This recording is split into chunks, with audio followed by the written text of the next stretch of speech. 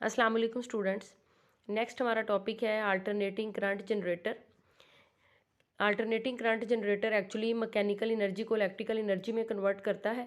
जिस तरह से आपको फिगर में नज़र आ रहा है कि अगर हम किसी भी मैकेनिकल मीन के ज़रिए एक कॉइल को मैग्नेटिक फील्ड में जो है वो रोटेट करवाएं, ये वाला जो है वो ये वाला यहाँ पे मैग्नेट है, मैग्नेटिक फील्ड में इस तरह से रोटेट करवाएं और वहाँ पे सर्किट के ज़रिए यहाँ पे हमने एक बल्ब जो है वो लगाया हुआ है, तो बल्ब जो है वो जलेगा। इट मीन्स के कॉइल को जब मैग्नेटिक फील्ड में रोटेट करवाया जाता है तो हमें करंट जो है वो मिलता है। ठीक है, तो आगे हम जो है वो इसकी इक्वेशन और करंट जो है वो किस तरह से करंट मिलता है और किस तरह का करंट होता है उसके बारे में हम सारी इक्वेशन जो है वो इसकी ड्राइव करेंगे।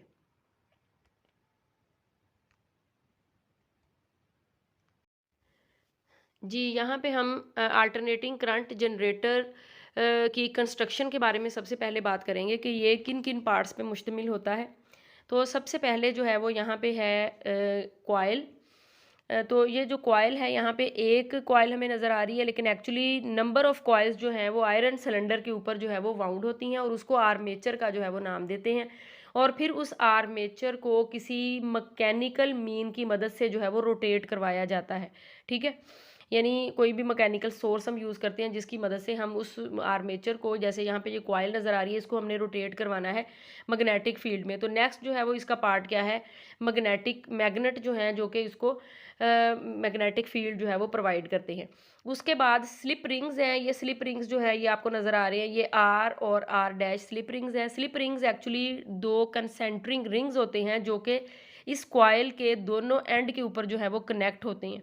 ठीक है, ये एक्चुअली कॉइल को रोटेट करने में हेल्प करते हैं और दूसरा इलेक्ट्रिकल कनेक्शन प्रोवाइड करते हैं इन कार्बन ब्रशेस को। ये जो इनके साथ कार्बन ब्रशेस जो है वो लगे हुए हैं, कार्बन ब्रशेस जो हैं वो एक्चुअली जो एक्सटर्नल सर्किट है हमारा, यानी जो ये जनरेटर जो है वो हमें करंट देगा तो वो किसी एक्सटर्नल सर्किट में जाके यूज़ करेंगे, वो जो वायरिंग होगी वहाँ पे।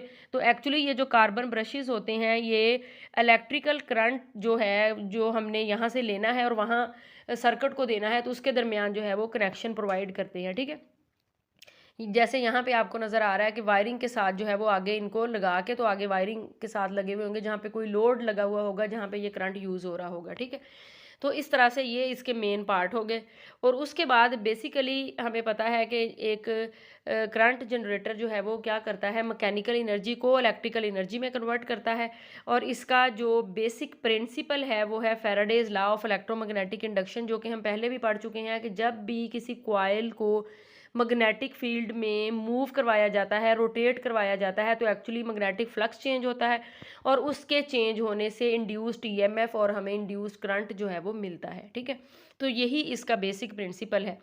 तो यहाँ पे हमें नज़र आ रहा है कि यहाँ पे इस तरह से इसको जो है वो हम कॉइल को घुमाएंगे, तो जब कॉइल घूमेगी तो इसके डिफरेंट एक्सिस जो है वो ऐसे मैग्नेटिक फील्ड को कट करते हुए गुजरेंगे, मैग्नेटिक फ्लक्स चेंज होगा और फ्लक्स चेंज होने से इंड्यूस्ड ईएमएफ और फिर इंड्यूस्ड करंट जो है वो मिलेगा, जिसको हम आगे यूटिलाइज जो है वो कर सकते हैं। ठीक है, तो यहाँ पे हमें सबसे पहले इसकी इक्वेशन ड्राइव करने से पहले हमें टॉप व्यू, अगर हम यहाँ पे देखें तो टॉप व्यू में हमें सिर्फ ऊपर वाली साइड जो है वो नज़र आएगी। जैसे यहाँ पे अगर हम गौर करें तो सिर्फ हमें ये वाली साइड है ना, अगर हम ऊपर से इसको देखें तो हमें ये वाली साइड नज़र आएगी, यानी ये वाली साइड कुछ इस तरह का व्यू बना रही होगी मैग्नेटिक फील्ड के साथ। ठीक है, तो अगर ऊपर से अगर हम देखेंगे तो हमें ये इस तरह से नज़र आएगी, जो कि ए और डी वाली साइड है, इस तरह से रोटेट करेगी और फिर इसकी वेलोसिटी का वेक्टर मैग्नेटिक फील्ड की डायरेक्शन जो है वो नॉर्थ से जो है वो साउथ की तरफ है। ठीक है, तो उसके बाद इससे पहले हमने पढ़ा था कि जैसे हमने पहले मोशनल ईएमएफ में पढ़ा था कि जब भी एक कंडक्टर को मैग्नेटिक फील्ड में मूव करवाते हैं तो एक्चुअली उसके अंदर जो चार्ज पार्टिकल होते हैं उनके ऊपर जो है वो फोर्स लगती है। तो अगर हम देखा जाए तो अगर फॉर एग्जांपल ये हमारे पास चार्ज पार्टिकल है और ये वाला जो है वो मैग्नेटिक फील्ड है और इसकी वेलोसिटी जो है वो इस तरह से हो, अगर ये वेलोसिटी हो और ये मैग्नेटिक फील्ड हो, यानी ये चार्ज पार्टिकल एक्चुअली यहाँ पे अगर हम कंडक्टर की कॉइल की बात करें तो जब उसको मूव करवाएंगे तो उसके अंदर मौजूद जो चार्ज पार्टिकल है उनके ऊपर जो है वो फोर्स लगेगी। तो फोर्स की डायरेक्शन जो है वो जैसे कुछ इस स्टाइल में लगेगी, यानी इस डायरेक्शन में लगेगी। ठीक है, तो इस तरह से जब भी ये पूरी कॉइल जो है वो जैसे ये रोटेट करेगी तो इसके एंड पे जो इस दोनों साइड के यानी आप इसके अंदर मौजूद चार्ज पार्टिकल होंगे उनके ऊपर फोर्स लगेगी। जो फोर्स की डायरेक्शन होगी एक्चुअली वही induced EMF sorry induced current की डायरेक्शन होगी। तो यहाँ पे फोर्स इस डायरेक्शन में लगेगी तो करंट की ये डायरेक्शन होगी, यहाँ पे इस डायरेक्शन में लगेगी तो करंट की डायरेक्शन जो है वो ये होगी।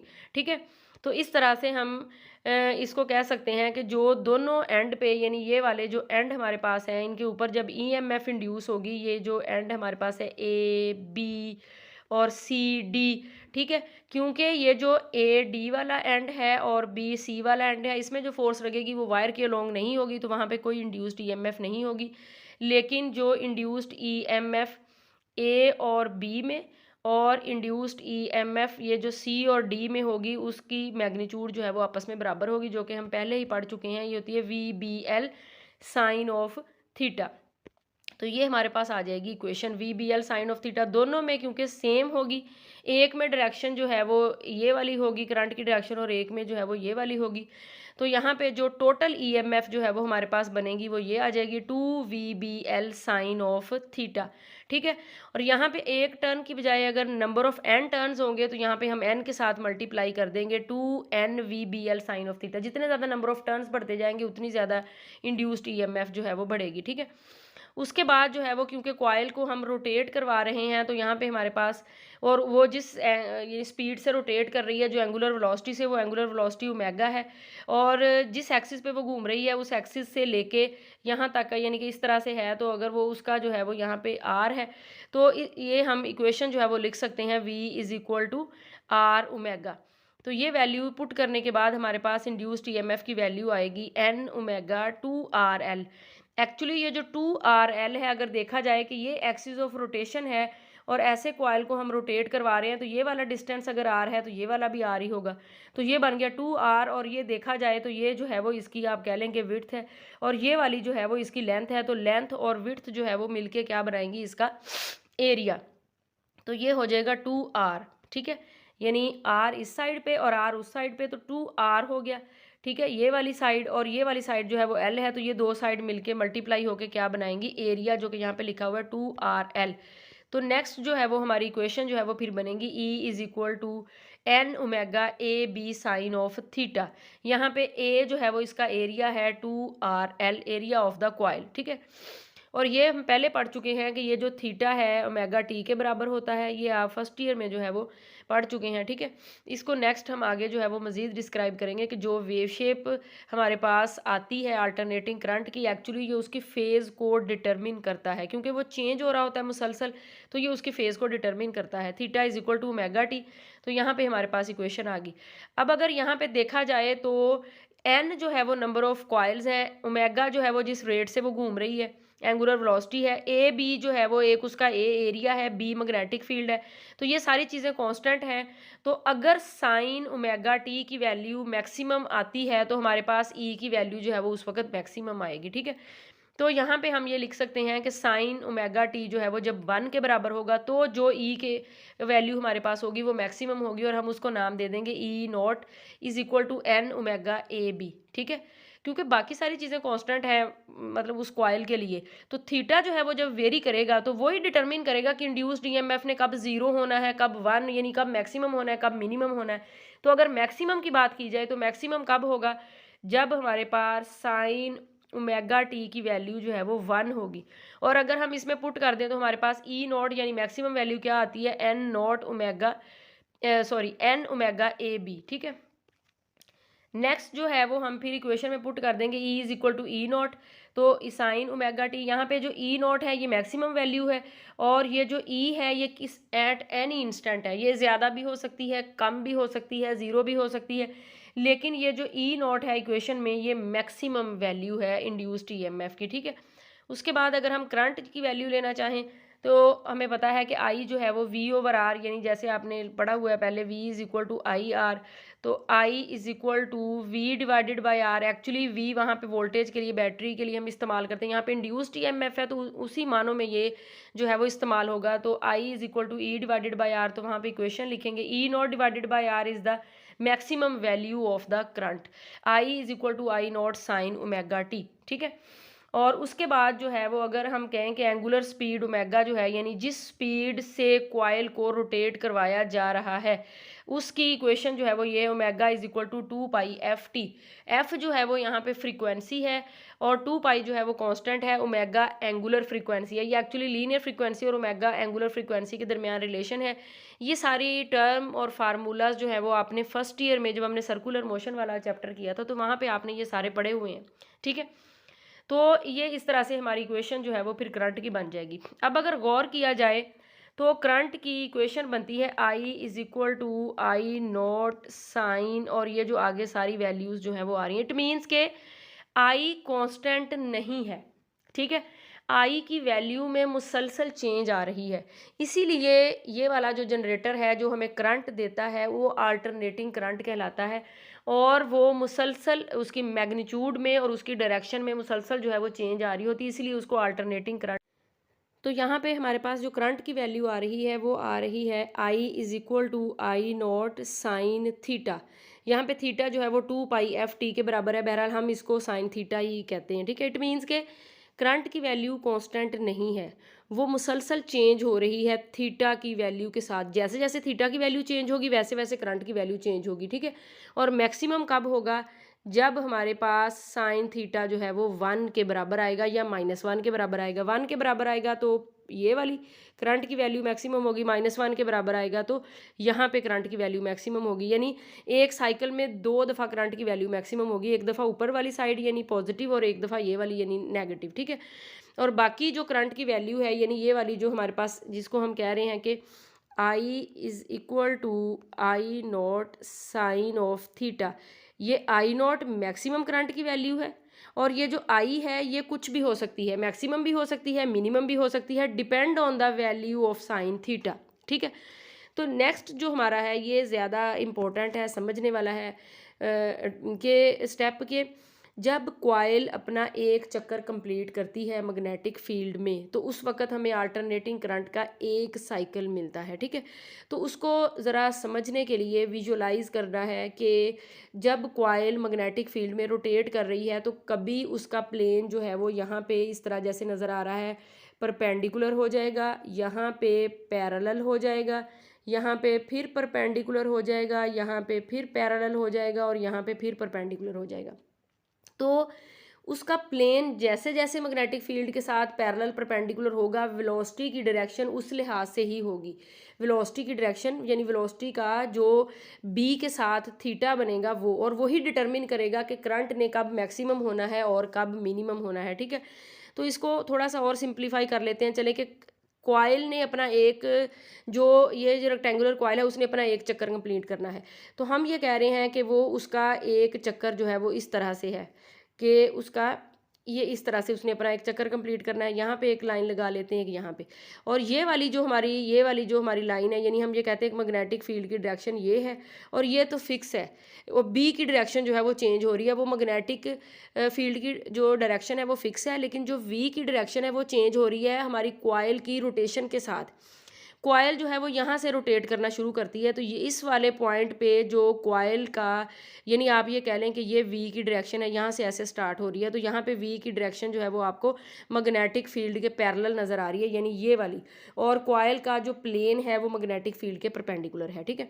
तो थीटा क्या हो गया 0, तो इस केस में कोई भी करंट इंड्यूस नहीं होगा। तो ये वाली सिचुएशन आ गई, ये वाली कि करंट जो है वो यहाँ पे 0 है। उसके बाद कॉइल ने यहाँ पे ऐसे इधर को जाना शुरू कर दिया क्योंकि कॉइल ऐसे रोटेट हो रही है। जब इधर को जाना शुरू हो गया तो ये वाली इस पोजीशन पे आ गई, यहाँ पे आके देखा तो वी वाला वेक्टर भी साथ ही उसको वो भी साथ साथ ही मूव करता हुआ आया, तो अब उसकी डायरेक्शन बन गई ये। अब अगर देखा जाए तो यहाँ पे वी की डायरेक्शन बन गई ये और बी की वही है, तो यहाँ पे क्या बन गया थीटा 90, ये वाली सिचुएशन।